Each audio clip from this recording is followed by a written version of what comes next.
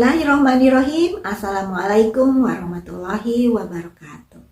Dalam Islam, pilihan berwirausaha adalah salah satu jalan mulia dalam menjalani kehidupan ini.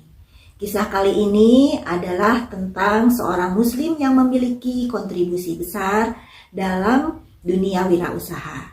Ada yang tahu siapa dia? Ya, benar. Abdurrahman bin Auf telah tercatat dalam sejarah Islam sebagai sosok yang patut diteladani dalam dunia wirausaha. Bagaimana kisahnya? Disimak ya. Abdul Ka'bah atau Abdu Amr adalah nama kecil seorang Abdurrahman bin Auf. Ayahnya bernama Auf bin Abdul Auf al-Haris dan ibunya bernama Siti Asy-Syifa. Dia dilahirkan di Mekah dan merupakan keturunan dari Jurai dari Bani Juhrah. Abdul Ka'bah dilahirkan pada tahun 580 Masehi, yakni 10 tahun setelah tahun gajah. Setelah beliau masuk Islam, nama beliau diganti oleh Rasulullah SAW menjadi Abdurrahman bin Auf. Abdurrahman bin Auf tergolong orang yang paling cepat masuk Islam. Sebelum Rasulullah SAW menentukan Darul Arqam sebagai tempat berkumpulnya para sahabat, Abdurrahman bin Auf telah menyatakan keimanannya dan bersedia menjadi pengikut Nabi Muhammad SAW. Abu Bakar As-Siddiq radhiyallahu anhu adalah orang yang mengajak beliau, dan itu menjadikan Abdurrahman sebagai salah satu dari as-sabiqunal awalun, bersama beberapa sahabat lain seperti Utsman bin Affan, Az-Zubair bin Al-Awam, Tolha bin Ubaidullah, dan Sa'ad bin Abu Waqqas. Bersama Abu Bakar, mereka berangkat menuju Rasulullah SAW dan menyatakan keislaman mereka.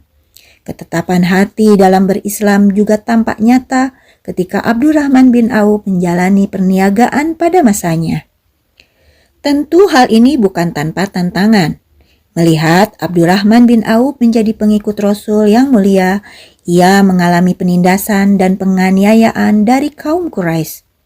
Maka tanpa ragu, jalan berhijrah ke Madinah dipilihnya untuk mengikuti arahan Rasulullah SAW. Salah satu cerita unik Abdurrahman bin Auf saat memulai usaha adalah ketika beliau berhijrah ke Madinah.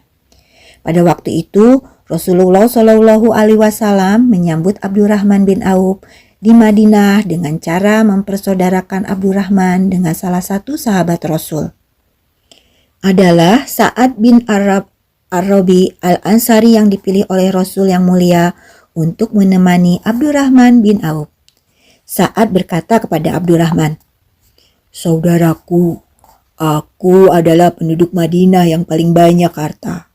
Silakan pilih hartaku dan ambillah separuhnya. Aku juga mempunyai 2 istri. Perhatikan yang lebih menarik perhatianmu, dan aku akan menceraikannya sehingga engkau dapat memperisti dirinya." Sebagaimana yang disaksikan oleh sahabat yang mulia Anas bin Malik radhiyallahu anhu. Namun, apa jawaban Abdurrahman bin Auf kepada Sa'ad, teman-teman? "Semoga Allah memberkahimu dalam keluarga dan hartamu. Cukuplah, tunjukkan kepadaku di manakah pasar?" Ya, Abdurrahman bin Auf justru memilih ditunjukkan jalan ke pasar. Lalu dia mulai membeli sebidang tanah. Dari situlah semuanya bermula. Dia berniaga dengan menyewakan tanah kepada para pedagang lain yang membutuhkan tempat untuk menjual barang-barangnya. Sejak saat itu, kegiatan perniagaan bertambah besar. Dalam waktu singkat, beliau mampu mendapatkan kepercayaan dari pedagang-pedagang dari Mesir dan Syria, sehingga mampu menjual barang-barang baik makanan maupun pakaian yang dibutuhkan penduduk Madinah dan seluruh jazirah Arab. Kekayaannya berlimpah ruah pada masa itu. Namun, meskipun jaya, ada satu hal menarik yang sangat diutamakan oleh Abdurrahman bin Auf. Abdurrahman bin Auf menjadikan bersedekah dan berbagi sebagai kebiasaan dalam kesehariannya. Baginya, Kejayaan bukan hanya diukur dengan seberapa banyak harta yang terkumpul, namun juga seberapa banyak harta yang dibagikan di jalan Allah. Ternyata semakin banyak yang beliau bagi, semakin banyak pula yang Allah tambahkan. Tidak hanya itu, beliau juga adalah orang yang juhud, tidak silau akan gemerlap kehidupan. Kesederhanaan beliau dalam hidup adalah teladan. Pengendalian emosi yang kuat dari seorang Abdurrahman bin Auf adalah dalam pemakaian harta benda untuk diri sendiri. Abdurrahman bin Auf paham benar bahwa segala harta yang ia miliki adalah untuk dibagi kepada siapapun yang membutuhkan. Dengan kata lain, dalam memperlakukan hartanya, terdapat bagian dari Allah yang ia penuhi dengan baik. Semangat itsar, mengalahkan kepentingan diri sendiri demi mendahulukan kepentingan orang lain, tertanam dalam diri Abdurrahman bin Auf.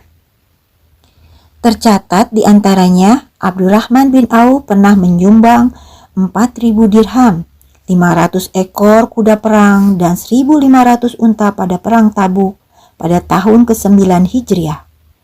Dia juga pernah membawa pulang 700 unta yang penuh dengan barang keperluan penduduk Madinah dan dibagikan ke siapa saja yang membutuhkan. Juga menyantuni sekitar 100 orang veteran perang Badar yang masih hidup kala itu sebesar 400 dinar emas per orang. Masya Allah. Abdurrahman bin Auf merupakan teladan bagi umat muslim dalam berwirausaha. Baginya, urusan dunia dalam hal berniaga tidak dapat dipisahkan dengan urusan akhirat. Keduanya adalah satu kesatuan. Kejujuran adalah hal utama yang dipegangnya. Beliau selalu berkata jujur akan barang yang dijualnya, baik itu kelemahan maupun keunggulannya. Dia juga tidak menjual barang yang cacat dan pelayanannya sangat baik. Ternyata kejujuran ini menjadi metode pemasaran yang efektif untuk menarik pelanggan. Muncullah kepercayaan dan ini mendatangkan keuntungan tidak terduga. Kemandirian juga sangat terpancar dari pribadi Abdurrahman bin Auf. Beliau berkeyakinan untuk memulai usahanya sendiri tanpa tergantung pada orang lain. Hal ini menjadikan Abdurrahman menjadi pebisnis yang mental wirausaha yang tangguh. Beliau pandai membaca kebutuhan pasar, namun juga tidak lengah untuk tidak mentaati perintah Allah Subhanahu wa Ta'ala. Hal-hal yang berkaitan dengan halal dan haram sangat diperhatikan ketika berniaga. Keadilan juga terlihat pada saat ia memperlakukan harta.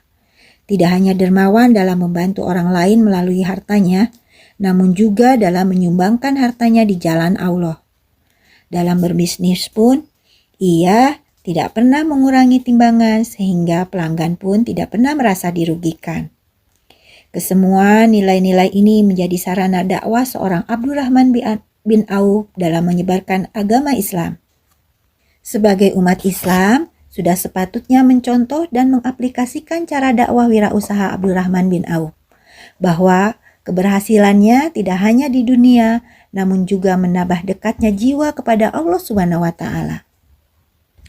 Sampai akhir hayatnya, Abdurrahman bin Auf masih konsisten bersikap zuhud.